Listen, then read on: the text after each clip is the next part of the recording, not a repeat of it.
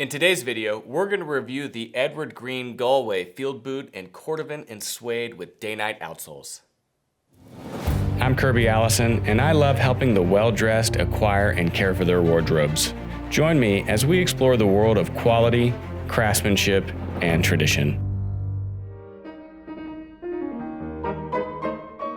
The Galway is Edward Green's classic field boot. A model that has been around since the 1930s, Edward Green currently features 14 different versions of this boot.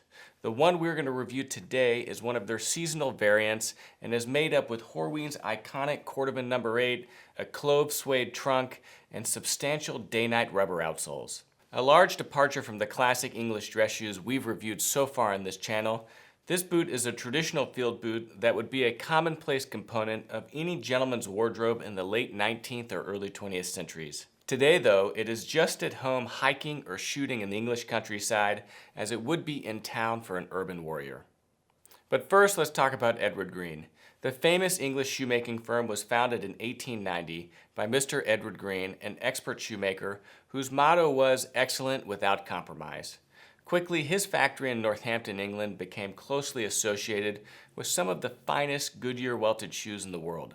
Edward Green continues to be recognized around the world for their classic English aesthetic and uncompromising quality and construction, and really represents the apex of high-quality, factory-made Goodyear Welted dress shoes. Their shoes are truly investment pieces, reserved for those aficionados for whom only the best will do and who appreciate quality, craftsmanship, and tradition. No doubt, Edward Green has been making exceptional, factory-made English dress shoes for a long time. They've been making this particular Galway boot since the 1930s, almost 100 years. Today, Edward Green continues to manufacture all their shoes at their factory in Northampton and offers a full range of both classic dress shoes and more casual pieces like the one that we're reviewing today. A field boot is a typical boot of the late 19th and early 20th centuries. Not a full-length boot like a riding boot, but with a short trunk that raises just above the ankle. It still offers protection against the elements, especially cold weather, without being unnecessarily uncomfortable or burdensome to put on in the morning. This boot differs from a traditional dress boot, such as a Balmoral boot, in that it features open as opposed to closed lacing, similar to a derby. The open lacing allows the boot to accommodate a larger range of sock thicknesses. Similar to the difference between an Oxford and a derby, a boot with open lacing would be more commonly associated with a country or casual boot than a dress boot. This particular model from Edward Green features a mock cap. So this pattern piece right here is still one piece of leather. The cap isn't an additional leather piece sewn on. It's delineated by triple stitching right here, which really helps separate the cap from the vamp. This is a subtle element of the boot, but it's really nice because it allows this lower portion of the pattern to be cut from a single piece of leather. Now, for a traditional field boot, this is important because it would increase the level of resistance to water. Other design elements of this boot I really like is this nice flourish that you have right here. It's almost like a Balmoral. I mean, if this had closed Oxford lacing, then this could be a kind of a Balmoral element, but it's not because of the open lacing. But I like this flourish right here, how it just gives a little bit of visual design to this large pattern piece here, breaking it up. Continuing around to the back of the boot, you see, again, great attention to detail, especially with this back strap. What I like about this is that this boot is a heavy boot. It certainly has a great visual presence.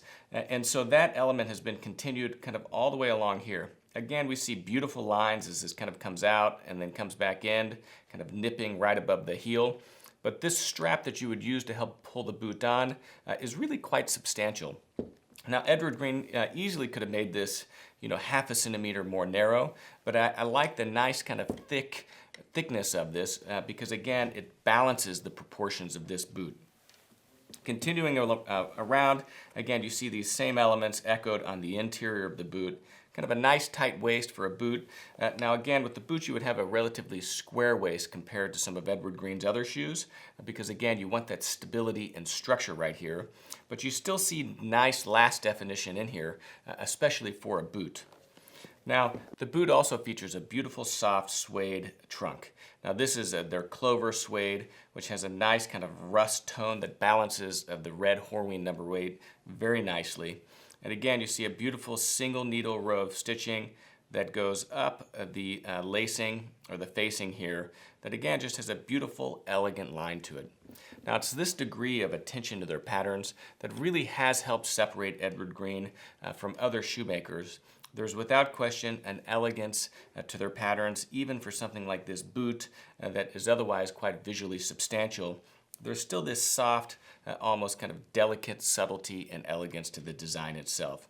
So you have the lacing that goes up, you've got the metal quick laces right here. One of the other elements that I really like about this boot, and this is really for most boots, is just how comfortable it must be. Now again, the Cordovan leather bottom is going to be on the stiff side because Cordovan is a very durable, stiffer leather. You can see a beautiful kind of patina that this is already developing. But one of the things I like particularly about this boot is that the trunk is unlined. Now, this is going to allow the boot to be really soft and comfortable. This upper trunk portion of the boot is not made from the stiff Cordovan, so complementing it with a really soft unlined suede is really a clever way to make this boot exceptionally comfortable. Now, one of the things that I really like about this boot is it strikes a good balance between an effective working boot, something that you could wear in the countryside or out hiking. It's going to be durable with that Dainite rubber outsole and this Cordovan leather bottom element. But it's also a piece that has enough visual detail to it and finesse that you could even wear it in the city in inclement weather like with something I'm wearing today. One of the things that we'll do at the end of the piece is I'll actually put these boots on and show you what it would look like with the outfit that I'm wearing. Another element of this boot that I absolutely love is this number 82 last. It features a nice soft almond. Again, this almond-shaped toe offers a beautiful balance between something that would be appropriate more casually in the countryside or could be dressed up slightly more formally in the city. And again, this is a great boot for denim, especially because of this Cordovan leather bottom element. I mean, there's no question that Cordovan has a cult-like following, and it's just a cool leather that's easy to care for. All it takes is a little bit of brushing. It's going to have a nice shine to it. And because there's no pore structure to the leather itself, it's actually quite durable. The Galway boot is truly a staple of Edward Green's ready-to-wear collection of shoes and is available in no less than 14 different leathers on their website. However, if you fancy something that Edward Green does not offer stock, almost anything can be commissioned through their made-to-order program. One of the greatest pleasures of owning a pair of Edward Green shoes is that most customers are able to find a really well-suited fit and last combination, which ensures that their shoes are as comfortable as they are elegant and well-made. Because we all know that at the end of the day, the true measure of a great pair of shoes is how comfortable they are on our feet. Edward Green's lasts are stylish and well-balanced, but have very much been designed with fit in mind. The number 82 last is their classic boot last with an almond-shaped toe and features a really nice balance.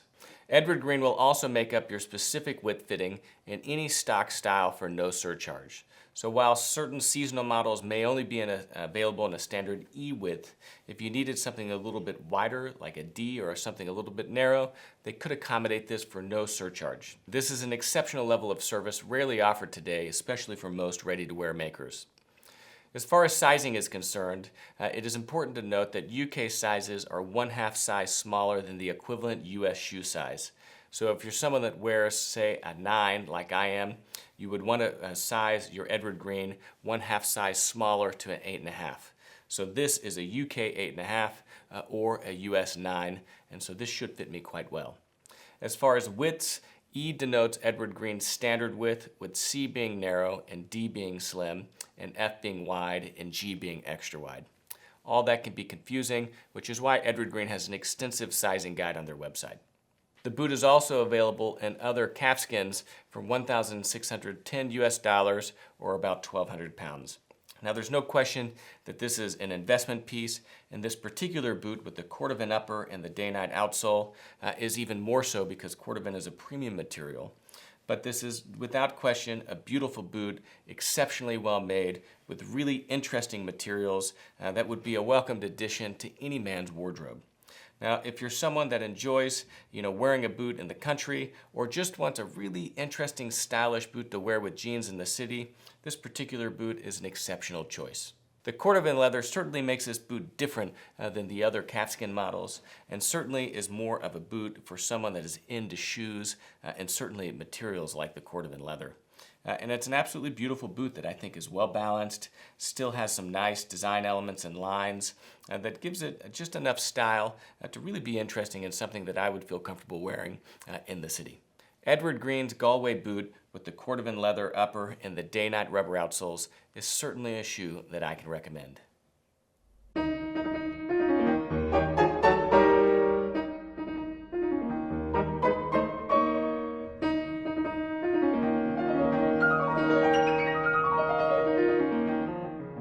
In today's video, I'm wearing one of our Kirby Allison sovereign grade ties. This is a Macclesfield, beautiful tie that we have made especially for us in England.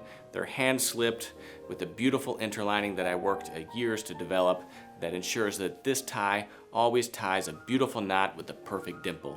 I'm also wearing a beautiful bespoke Chris Despis odd jacket that is a black and dark brown twill. I'm wearing a Seaman Godard opera pocket square. Of course, my trademark white Charvet dress shirt. And today I'm wearing a pair of brown Himmerjohnny or mytailor.com trousers that are a little bit higher waisted than some of my normal trousers.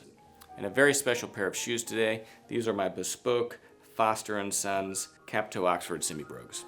And of course, a matching pair of dark brown cotton sovereign grade dress socks.